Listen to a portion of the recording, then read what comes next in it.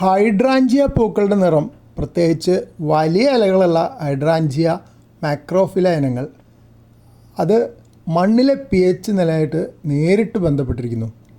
ഇത് പ്രകൃതിദത്തമായ ഒരു ലിറ്റ്മസ് പേപ്പർ പോലെയാണ് പ്രവർത്തിക്കുന്നത്. കുറച്ച് മുമ്പ് ഞാൻ എക്കോറിയത്തിലെ വെള്ളത്തിലെ പി എച്ച് നോക്കുന്നതിനെ പറ്റി പോസ്റ്റ് ചെയ്തപ്പോൾ നോർവേയിൽ നിന്നുള്ള ഒരു മലയാളി സുഹൃത്താണ് എനിക്കിത് പറഞ്ഞു തന്നത്. ഹൈഡ്രാഞ്ചിയ പൂക്കളുടെ നിറം മാറുന്നതിൻ്റെ പ്രധാന കാരണം മണ്ണിലെ അലൂമിനിയം അംശമാണ്.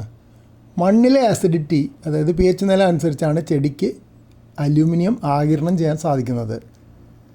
നീല പൂക്കൾ അസിഡിറ്റി ഉള്ള മണ്ണിലാണ് കാണുന്നത്.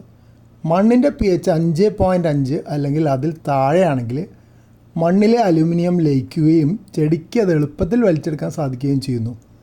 അതാണ് പൂക്കൾക്ക് നീല നിറം വരുന്നത്. പിങ്ക് പൂക്കളുണ്ടാകുന്ന ആൽക്കലൈൻ മണ്ണിലാണ്. മണ്ണിൻ്റെ പി എച്ച് 6.5 മേലെയാണെങ്കിൽ ക്ഷാരഗുണം ഉണ്ടെന്നർത്ഥം. അലൂമിനിയം മണ്ണിൽ ഉറച്ചു പോവുകയും ചെടിക്ക് അത് വലിച്ചെടുക്കാൻ കഴിയാതിരിക്കുകയും ചെയ്യുന്നു. അപ്പോൾ പൂക്കൾക്ക് പിങ്ക് നിറം ഉണ്ടാവും.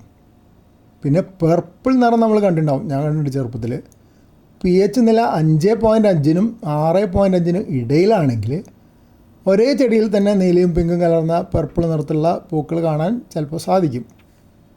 അപ്പോൾ നമ്മുടെ വീട്ടിലെ ഹൈഡ്രാഞ്ചിയ ചെടിയുടെ പൂവിൻ്റെ നിറം മാറ്റണമെങ്കിൽ അതിനൊരു വഴിയുണ്ട്.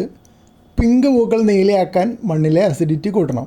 ഇതിനായിട്ട് അലുമിനിയം സൾഫേറ്റ് ആണ് ഏറ്റവും നന്നായിട്ട് പറയുന്നത്. ഗാർഡൻ വെറൈറ്റി ആയിട്ടുള്ള അലുമിനിയം സൾഫേറ്റ് വാങ്ങണം. വീട്ടിലെ ചില മാർഗ്ഗങ്ങളും പറയാറുണ്ട്. അതായത് കോഫി ഗ്രൗണ്ട്സ്, കാപ്പിക്കുരു പൊടിച്ചിട്ട് മണ്ണിൽ ചേർത്താലും സാധിക്കുമെന്ന് പറയുന്നുണ്ട്. പിന്നെ നീലപ്പൂക്കൾ പിങ്ക് ആക്കണമെങ്കിൽ നേരെ തിരിച്ച് മണ്ണിലെ അസിഡിറ്റി കുറയ്ക്കണം. അതിനായിട്ട് ചുണ്ണാമ്പ്, ഗാർഡൻ ലൈം അല്ലെങ്കിൽ ചാരം ഉണ്ടല്ലോ, വുഡ് ആഷ്, ചാരവും ആൽക്കലൈനാണ്. അപ്പോൾ നിറം മാറും.